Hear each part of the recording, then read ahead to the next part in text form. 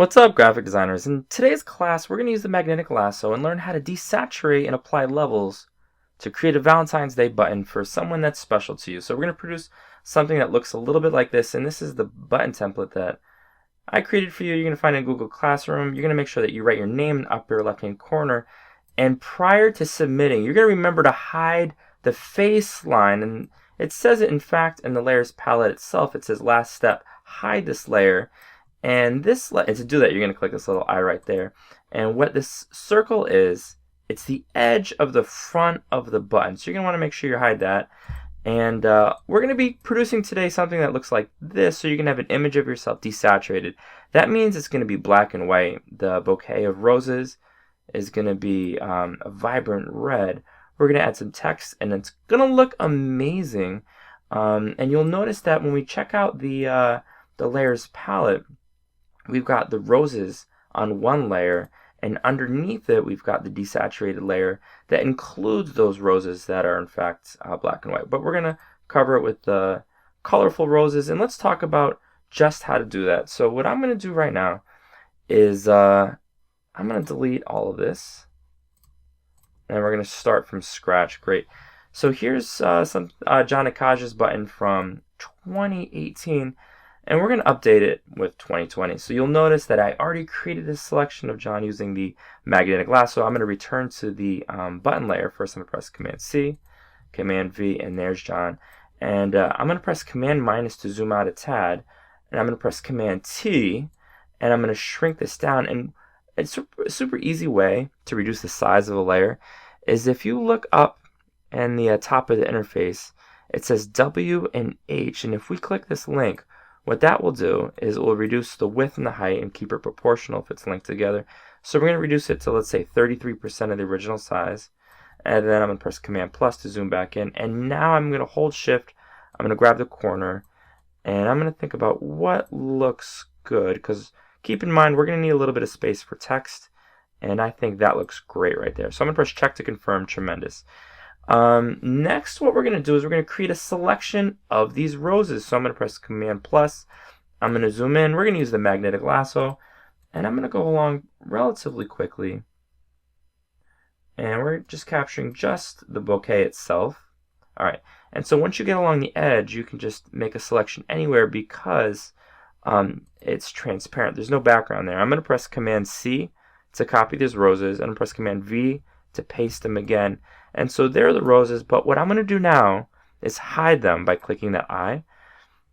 We're going to return to the John layer. We're going to press Command-Shift-U to desaturate. And I know this is new, but anytime we desaturate anything by pressing, again, Command-Shift-U, we're going to press Command-L, and that opens this window right here.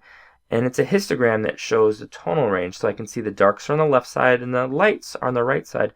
And we're going to lighten this up by clicking and dragging this little white arrow right there.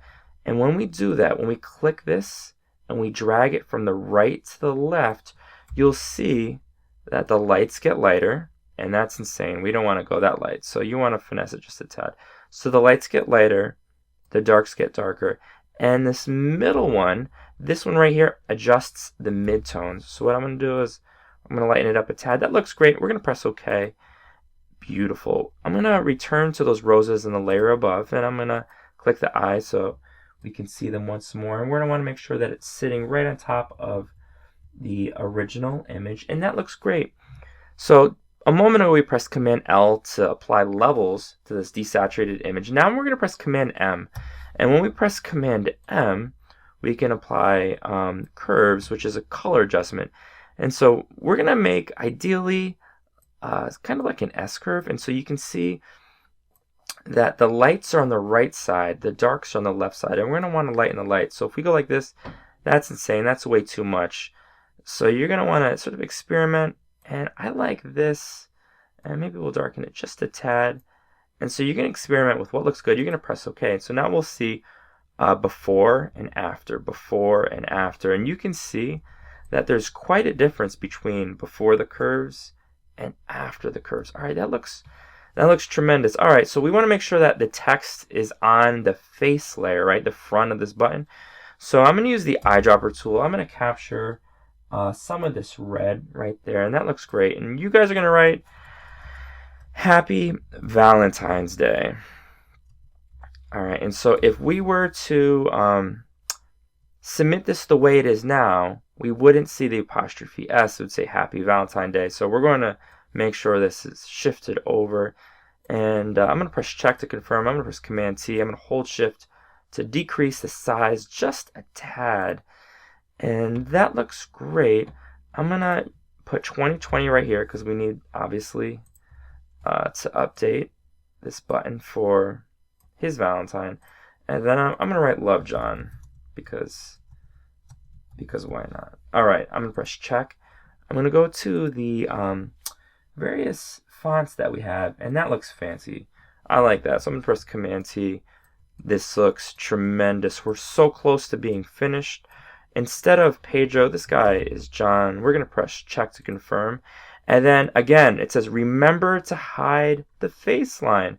So what we're going to do is we're going to click right here. It says last step, hide this layer. You're going to submit this as a JPEG. And now John's got the 2020 version to go along with his 2018 version. And I love the progress. I can't wait to see your work. Let me know if you have any questions. Good luck.